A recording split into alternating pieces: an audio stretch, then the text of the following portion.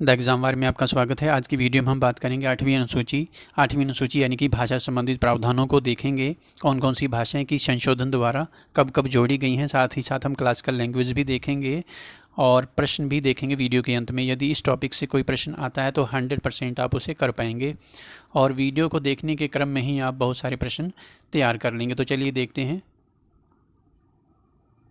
चर्चा है। ठीक है, भाषा संबंधित उपबंधों की जो चर्चा है वो भारतीय संविधान के भाग 17 में है, इसे आपको याद रखना होगा। और अनुच्छेद की बात करें, आर्टिकल की बात करें तो 343 से लेकर के 351 तक इसकी चर्चा है। ठीक है, भाषा से संबंधित प्रावधान है। ठीक है, तो चलिए आगे देखते हैं। भाग 17 यानी कि राजभाषा, तो इसमें आर्टिकल 343 और 44 यानी कि दो आर्टिकल, कुल दो अनुच्छेद हैं, 343 और 44, जिसमें संघ की भाषा की चर्चा है। इसके बाद राज्यों पे आते हैं, तो राज्यों में आगे बढ़ेंगे, संघ के बाद तो राज्य ही आता है। तो यहाँ पर क्या है, 345, 46 और 47, यहाँ पर 3 आर्टिकल हैं। ठीक है, यदि राज्य की राजभाषा की बात करें तो 345, 46 और 47 आर्टिकल होगा। ठीक है, आगे हम प्रश्नों में भी देखेंगे। इसके बाद सुप्रीम कोर्ट और हाई कोर्ट की भाषा की बात करें तो 348 और 49, मात्र 2 आर्टिकल हैं। ठीक है, इसके बाद भाषा संबंधित विशेष निर्देश हैं। ठीक है, special directive to language related. ठीक है, 350 और 51, यहाँ पर भी 2 अनुच्छेद हैं। ठीक है, तो आप देखेंगे 2, 3, 5, 2, 7 और 2, 9, तो कुल 9 आर्टिकल हैं भाषा से संबंधित। ठीक है, कुल 9 आर्टिकल हैं 343 से लेकर के 351 तक। ठीक है, याद रखिएगा 343 से 351 तक किसकी चर्चा है, भाषा संबंधित उपबंधों की। ठीक है, चलिए आगे देखते हैं। तो सबसे पहले हम देखेंगे कि संविधान संशोधन द्वारा कौन कौन सी भाषा जोड़ेगी। तो उसे देखने से पहले हम 8वीं अनुसूची में जो भाषाएं हैं ये भी देख लें, क्योंकि कई बार प्रश्न पूछा जा सकता है कि कौन सी भाषा है, कौन सी भाषा नहीं है, तो इसे याद रखना आपको आवश्यक है। 22 भाषाएं हैं, उन 22 भाषाओं को जानना बहुत ज़रूरी है कि कौन कौन सी वो 22 भाषाएँ हैं। तो बहुत आसानी से आप याद कर लेंगे। देखिए, सबसे पहले है हिंदी। ठीक है, हिंदी के साथ संस्कृत है। जूनियर क्लास में आपने अनिवार्य संस्कृत पढ़ा होगा, हिंदी के साथ साथ अनिवार्य संस्कृत। ठीक है, और जो पंजाबी स्टूडेंट थे, सिख थे, उनको पंजाबी लेना होता था और जो मुस्लिम थे वो उर्दू ले लेते थे। ठीक है, तो ये 4 भाषाएं तो आप समझ में आ गया होगा, हिंदी, संस्कृत, उर्दू, पंजाबी। ठीक है, इसके अलावा सिंधी भाषा भी है। ठीक है, क्योंकि भारत में सिंधी बोलने वाले भी बहुत सारे हैं। ठीक है, तो सिंधी भाषा होगी। इसके बाद महाराष्ट्र में मराठी है, महाराष्ट्र के पड़ोस में गुजरात है, उसकी गुजराती होगी। ठीक है, फिर दक्षिण भारत में हम चलते हैं तो तमिल, तेलुगु, कन्नड़, कर्नाटक की हो गई। ठीक है, आंध्र प्रदेश और तेलंगाना की तेलुगु हो गई और तमिलनाडु की तमिल हो गई। ठीक है, इसके बाद मलयालम है आगे। ठीक है, मलयालम केरला की भाषा है। ठीक है, इसके बाद ओडिशा की उड़िया है और गोवा की कोंकणी है। ठीक है, कश्मीर की बात करें तो कश्मीरी और डोगरी है। ठीक है, इसके बाद बात करें बिहार क्षेत्र की। ठीक है, बिहार और झारखंड की, तो यहाँ पर बिहार में मैथिली है। ठीक है, संथाल परगना में संथाली है, असम में असमिया है, मणिपुर में मणिपुरी है। तो नॉर्थ ईस्ट की बात करें तो यहाँ से 2 लैंग्वेज है, असमिया और मणिपुरी है। ठीक है, इसके अलावा बोडो है। ठीक है, बोडो लैंड बनाने की जो बात चल रही थी तो वहाँ की भाषा बोडो है। ठीक है, और बंगाल की बंगाली है।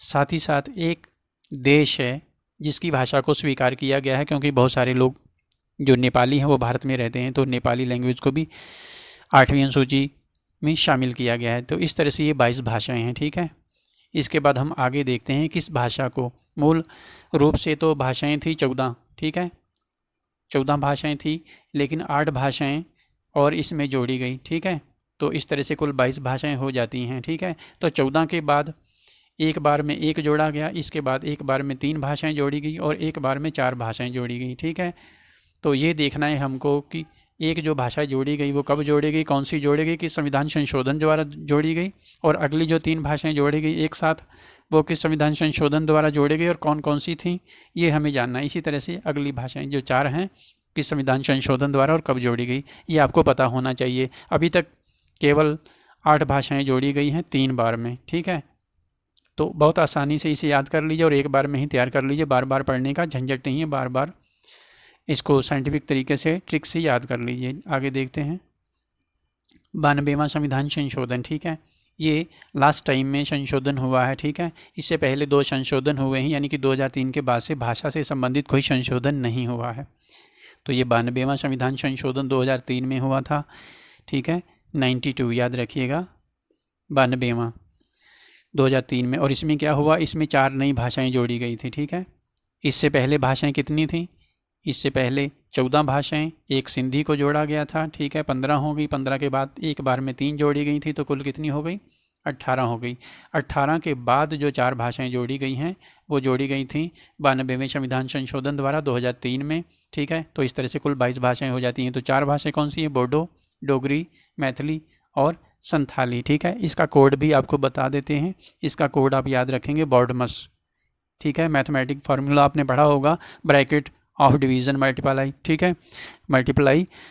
और बॉडमस याद रख लिए BO से, ठीक है, बोडो, D से डोगरी, M से मैथिली, ठीक है, MO से मैथिली पढ़ लीजिए, और S से संथाली, ठीक है। तो इस तरह से आप याद रख सकते हैं, ये 4 भाषाएं हैं। इसके बाद हम आगे देखेंगे, मूल संविधान में आप देख रहे हैं 14 भाषाएं थी, ठीक है, मूल रूप से 14 भाषाएं थी, ठीक है। 21वां संविधान संशोधन होता है पहली बार, भाषा से संबंधित पहली बार 21वां संविधान संशोधन होता है। कब होता है, 1967 में। और क्या होता है, इसमें सिंधी भाषा को जोड़ा जाता है, ठीक है, सिंधी भाषा को, ठीक है। इससे पहले इसका मतलब क्या हुआ कि सिंधी भाषा नहीं थी। फिर इसके बाद इसमें याद रखने का तरीका है, 21 में 50 जोड़ दीजिए तो क्या हो जाएगा, 71 आ जाएगा। तो अगला संशोधन जो है 71वां है, कब होता है, 92 में होता है। इसे कैसे याद रखेंगे, 67 में 25 जोड़ दीजिए तो आपका 92 आ जाएगा, ठीक है। इधर आप देख रहे हैं 50 जोड़ रहे हैं, इधर क्या है 25 का, 50 का आधा 25 हो जाएगा, ठीक है। तो 21 के बाद 71, इधर 67 के बाद 92, ठीक है। इसके बाद इस 71वें संविधान संशोधन में क्या होता है, मणिपुरी, नेपाली और कोंकणी 3 भाषाओं को जोड़ा जाता है, ठीक है। इसका कोड आप याद रखेंगे, मनेको, ठीक है, माँ से मणिपुरी, ने से नेपाली और को से कोंकणी, ठीक है। मनेको को याद रखने का तरीका है, आप मेनका गांधी भी याद रख सकते हैं, ठीक है, मेनका गांधी, ठीक है। इसके बाद अगला है 92वां संविधान संशोधन, ठीक है, ऊपर आपको बता ही चुके हैं, ठीक है। इसमें बोडो, डोगरी, मैथिली और संथाली ये भाषाएं जोड़ी जाती हैं, ठीक है। तो आपने 21 में 50 जोड़े थे, ठीक है। अब इधर क्या करेंगे, इधर पुनः 21 फिर से जोड़ देंगे तो क्या हो जाएगा, 92 आ जाएगा आपका। 21 में 50 जोड़ा 71 हो गया, 71 में पुनः 21 जोड़ दिया तो 92 आ गया, ठीक है। इस तरह से आप याद रख सकते हैं आसानी से। इधर 67 था तो इसमें आपने 25 जोड़ा था तो 92 आ गया। अब 25 का आधा आप 12.5 करेंगे तो 12.5 आप उसको 11 मान लें तो 92 में 11 जोड़ेंगे तो 2003 आ जाएगा, ठीक है। इस तरह से याद रख सकते हैं।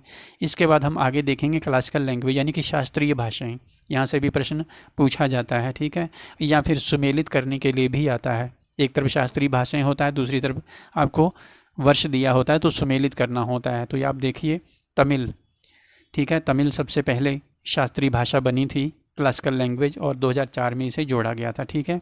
इसके बाद संस्कृत आता है, ठीक है।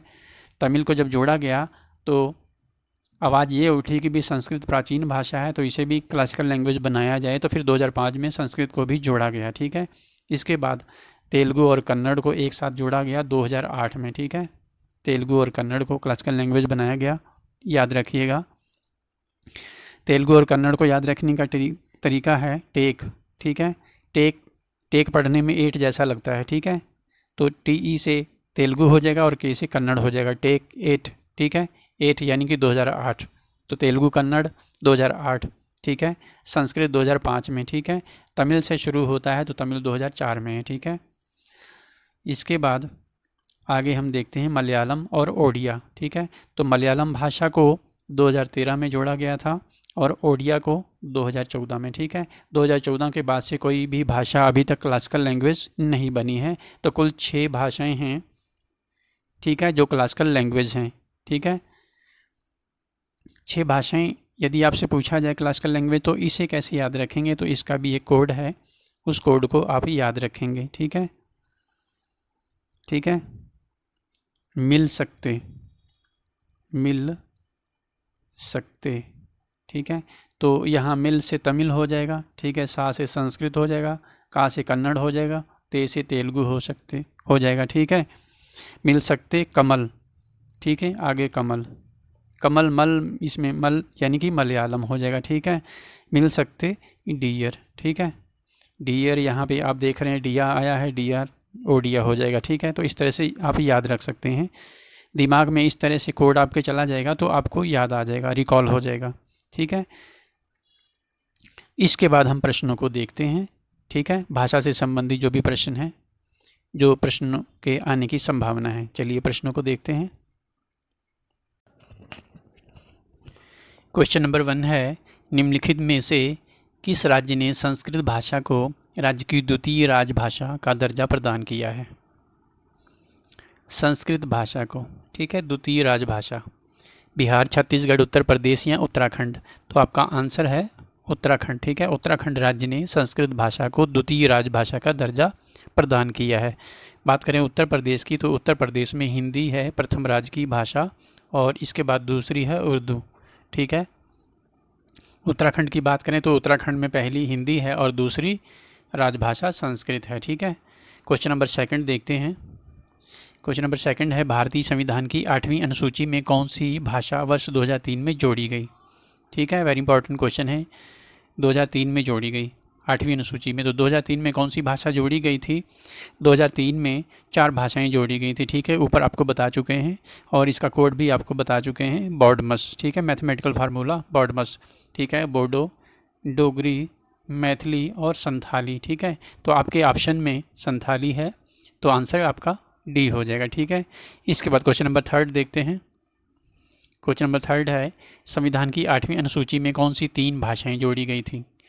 ठीक है, एक बार में 4 भाषाएं जोड़ी गई और एक बार में 3 भाषाएं जोड़ी गई थी और एक बार में 1 भाषाएं जोड़ी गई। इस तरह से कुल 8 भाषाएं जोड़ी जा चुकी हैं। मूल भाषाएं थी 14 और 8 जोड़ी गई, ठीक है। तो 3 भाषाएं कब जोड़ी गई? ठीक है, ये तो आपको पता ही होना चाहिए। और 3 भाषाएं कौन कौन सी जोड़ी गई, तो इसका कोड भी आपको बताया था, मनेको, ठीक है। मनेको या मेनका गांधी के नाम से, तो मणिपुरी, नेपाली और कोंकणी, ठीक है। तो मणिपुरी, नेपाली और कोंकणी, तो आपका आंसर सी हो जाएगा, ठीक है। 3 भाषाएं कब जोड़ी गई थी, ये आपको पता होना चाहिए। संविधान के 21वें संविधान संशोधन द्वारा, ठीक है, 21वें, ठीक है। एक बार फिर से बता देते हैं आपको ताकि रिवीजन हो जाए। और 21वां कब हुआ था संविधान संशोधन? 1967 में, ठीक है। इस संविधान संशोधन द्वारा 3 भाषाएं जोड़ी गई थी, याद रखिएगा, ठीक है। क्वेश्चन नंबर 4 देखते हैं। क्वेश्चन नंबर 4 है, निम्नलिखित में से कौन सी भाषा संविधान की 8वीं अनुसूची में नहीं है? इस तरह से प्रश्न भी पूछा जाता है, ठीक है, खास करके 1 दिवसीय परीक्षाओं में। तो 8वीं अनुसूची में कौन सी भाषाएं नहीं है, ये तब आप बता पाएंगे जब आपको 8वीं अनुसूची की 22 भाषाएं सभी मालूम हों, ठीक है। और आपको ऊपर बता चुके हैं आसानी से याद रखने का तरीका, ठीक है। तो आपने देखा नेपाली भी है, कोंकणी भी है, उर्दू भी है, भोजपुरी नहीं है, ठीक है। भविष्य में भोजपुरी के साथ साथ राजस्थानी भाषा को भी जोड़ा जा सकता है, ठीक है। इसके बाद क्वेश्चन नंबर 5 देखते हैं। क्वेश्चन नंबर 5 है, संविधान की 8वीं अनुसूची में सम्मिलित भाषाओं में निम्नलिखित में से कौन सी भाषा बोलने वाले सर्वाधिक हैं? ठीक है, बंगाली, गुजराती, मराठी या तेलुगु? तो इसमें सबसे ज़्यादा बोलने वालों की संख्या है वो है बंगाली, ठीक है। ऑप्शन में हिंदी नहीं है, सबसे ज़्यादा बोलने वालों की संख्या हिंदी है, हिंदी बोलने वालों की संख्या सर्वाधिक है। हिंदी के बाद दूसरे नंबर पर आता है बंगाली, ठीक है, ठीक है। इसके बाद आता है तेलुगु, ठीक है, और चौथा है मलयालम, ठीक है। इसके बाद आता है तमिल, ठीक है। ये 5 भाषाएं हैं जो 8वीं अनुसूची की 22 भाषाओं में ये 5 भाषाएं हैं जो सर्वाधिक बोली जाती हैं, ठीक है। हिंदी, बंगाली, तेलुगु, मलयालम और तमिल। इसके बाद क्वेश्चन नंबर 6 देखते हैं। क्वेश्चन नंबर 6 है, हिंदी को राजभाषा का दर्जा भारतीय संविधान के किस अनुच्छेद के तहत प्रदान किया गया है? वेरी इंपॉर्टेंट क्वेश्चन है। हिंदी को राजभाषा का दर्जा किस अनुच्छेद के तहत दिया गया है, ये आपको पता होना चाहिए। 343(1), 346, 347(1) या 348(1)। तो आपको बता चुके हैं 343 से लेकर के 351 अनुच्छेद, ठीक है। इसमें हिंदी की चर्चा है, ठीक है, भाषा संबंधित उपबंध हैं, ठीक है। 343 से 351 में भाषा संबंधित उपबंधों की चर्चा की गई है, ठीक है। और इसमें 343(1) में हिंदी को राजभाषा का दर्जा प्रदान किया गया है, ठीक है, याद रखिएगा। क्वेश्चन नंबर 7 देखते हैं। क्वेश्चन नंबर 7 है, भारत सरकार के लिए हिंदी भाषा का विकास है एक राजनीतिक प्रतिबद्धता, एक सांस्कृतिक प्रतिबद्धता या एक संवैधानिक प्रतिबद्धता या एक धार्मिक प्रतिबद्धता? ठीक है। तो आपका आंसर है एक संवैधानिक प्रतिबद्धता, ठीक है, कॉन्स्टिट्यूशनल कमिटमेंट है, ठीक है। इसके बाद क्वेश्चन नंबर 8 देखते हैं। क्वेश्चन नंबर 8 है, निम्नलिखित में से कौन सा एक कथन सत्य नहीं है। इस तरह से प्रश्न भी पूछा जाता है, ठीक है। मूल भारतीय संविधान में या भारतीय संविधान में मूल रूप से 14 भाषाएं थी, तो ये तो बिल्कुल सही है, ठीक है। 21वें संविधान संशोधन 1987 द्वारा सिंधी भाषा को जोड़ा गया, ठीक है। 92वें संविधान संशोधन 92वां संविधान संशोधन 2003 में हुआ था। इस 2003 में मैथिली, डोगरी, बोडो और संथाली जोड़ा गया था, तो ये आपका सही है विकल्प। वर्तमान में 8वीं अनुसूची में कुल 22 भाषाएं हैं, तो ये भी सही है, ठीक है। तो आपका जो आंसर है, जो कथन सत्य नहीं है, वो है बी। आपका आंसर बी हो जाएगा, ठीक है।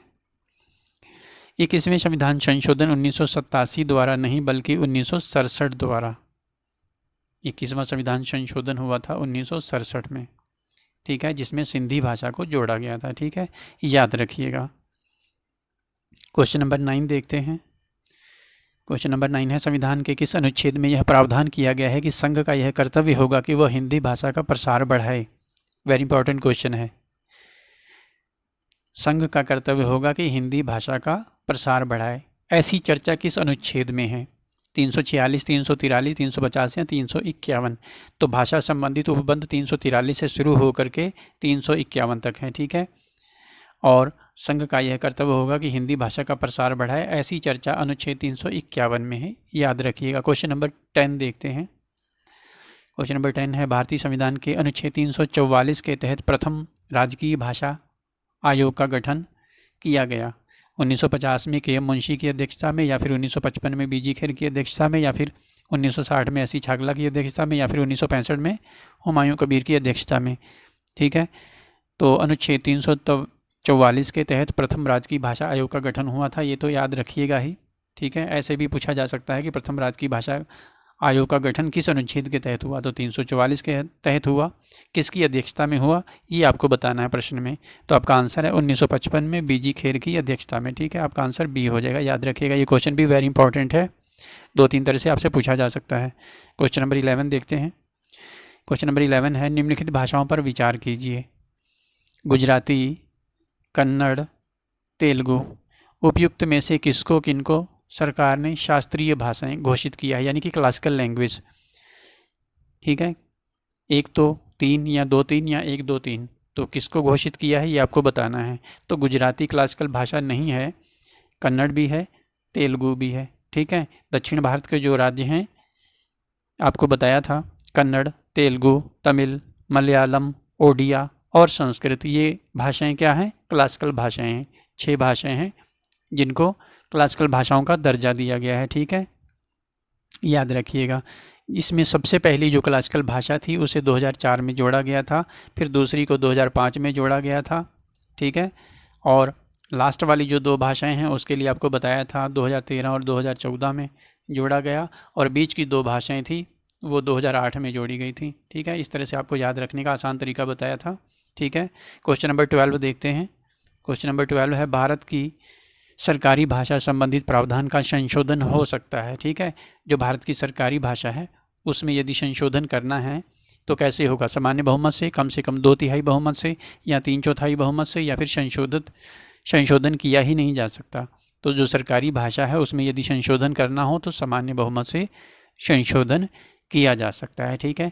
तो ये भाषा संबंधित उपबंध थे 343 से लेकर के 351 तक, इसमें भाषा संबंधित उपबंधों की चर्चा है, जिससे संबंधित प्रश्नों को आपने देखा। यहाँ से प्रायः एक प्रश्न यदि आता है तो आप 100% उसे कर पाएंगे, ठीक है। सभी प्रश्नों को ठीक से तैयार कर लीजिएगा। यदि चैनल पर पहली बार आए हो तो चैनल को सब्सक्राइब कर लीजिएगा, बेल आइकन को प्रेस अवश्य कर लीजिएगा। वीडियो को देखने के लिए आपका बहुत बहुत धन्यवाद। आपका दिन शुभ हो। Subscribe now and press the bell icon. Never miss an update.